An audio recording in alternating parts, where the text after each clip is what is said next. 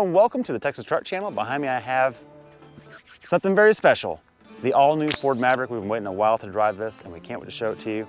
This is going to be a quick look. We're going to show you some things that don't make it to our full review, but stay tuned for that. In our full review we'll get wheels off, we'll get technical with it, 0 to 60 runs, and driving impressions there. But this is going to be just showing you the touch and feel stuff. So let's start where it matters, Craig. Looks like a car in size. People tell me all the time, oh, it's small, it's small. It's not small, it's low. It's actually the same width as a Ranger. When you get inside, it feels the exact same size in terms of width. But let's check out the important bits back here. We have the truck bed. And this is probably the most important thing about this. If you are an urbanite person, you don't off-road, you don't tow, this is all you need. It's perfect. And you, by the way, are complaining about truck costs being so much. This thing starts at 20 and it gets over 40 miles a gallon in hybrid trim, and that's the base motor. That's pretty nice. This has the optional 2-liter. We'll show you that in a minute. Something I want to point out right away. I don't know if you can tell in profile, but this tailgate actually dips down lower. It's not totally parallel with the ground. It's a little bit lower, and that's to help you with loading heavy things in the truck. This is designed for people that are doing a lot of gardening or have heavy equipment. They want to get it in here. There's a 1,400-pound payload in here. It's actually more than that. Really impressive. So it is not trading off capability because it's smaller. That's really cool. We have some cubbies here. These are just straight up storage bins. There's one on each side.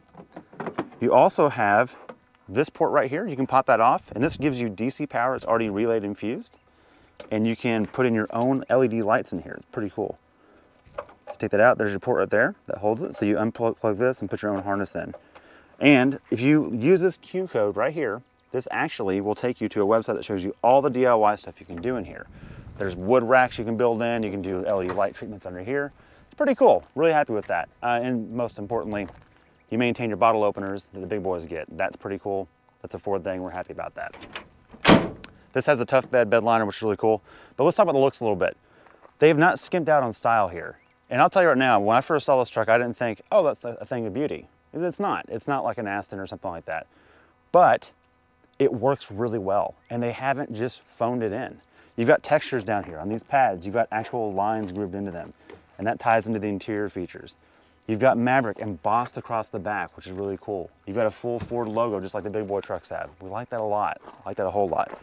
You can get a tow package on these. It requires the 2-liter turbo like this and all-wheel drive, and it's a 4,000-pound tow rating, and you would have a hitch if we had that option. Pretty cool. If you have a Miata on a light trailer, you could do that. There's a lot of things you can do. Do small boats, utility trailers, got it covered. You can run a lawn company out of this thing. You can get it done. Let's look at the wheels.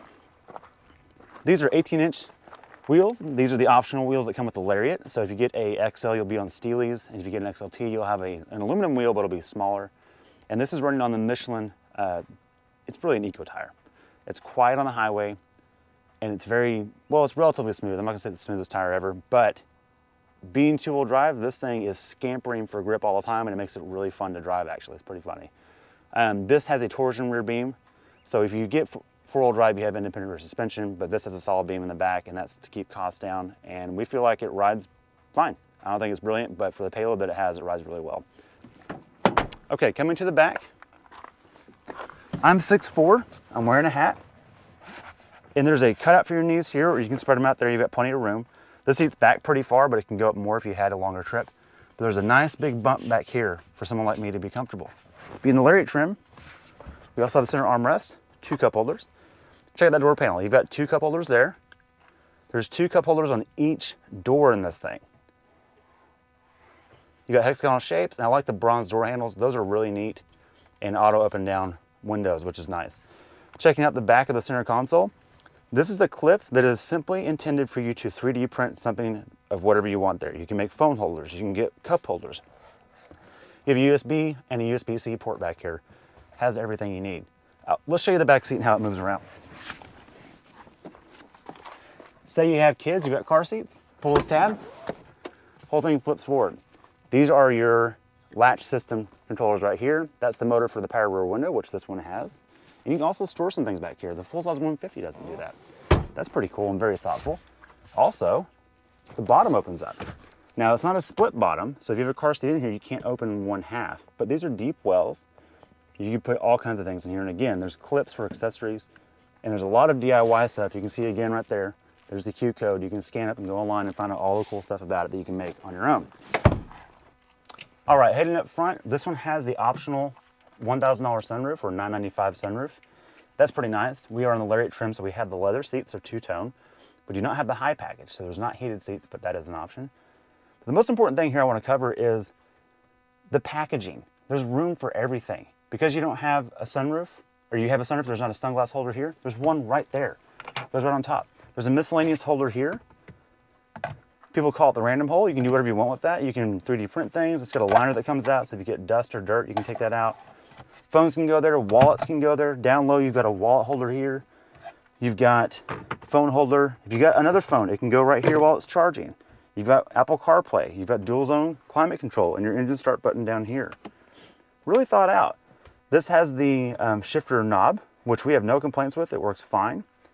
E-park and brake, and you also have your drive modes, traction control, and your off button for the auto start stop.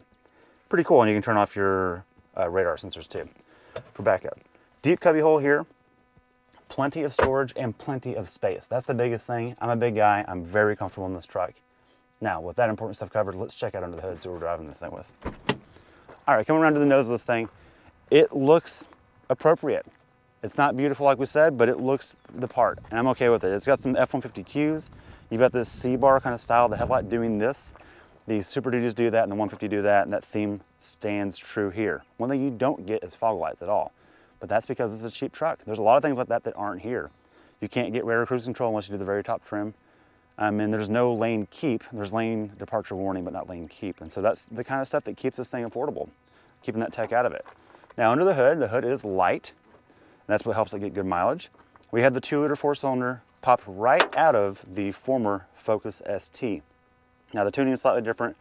The power is a little bit lower here, but the torque is a little bit higher, and it's tuned for driving and doing truck things. It's matched with a 8-speed automatic, which we have no complaints with. It's been really good.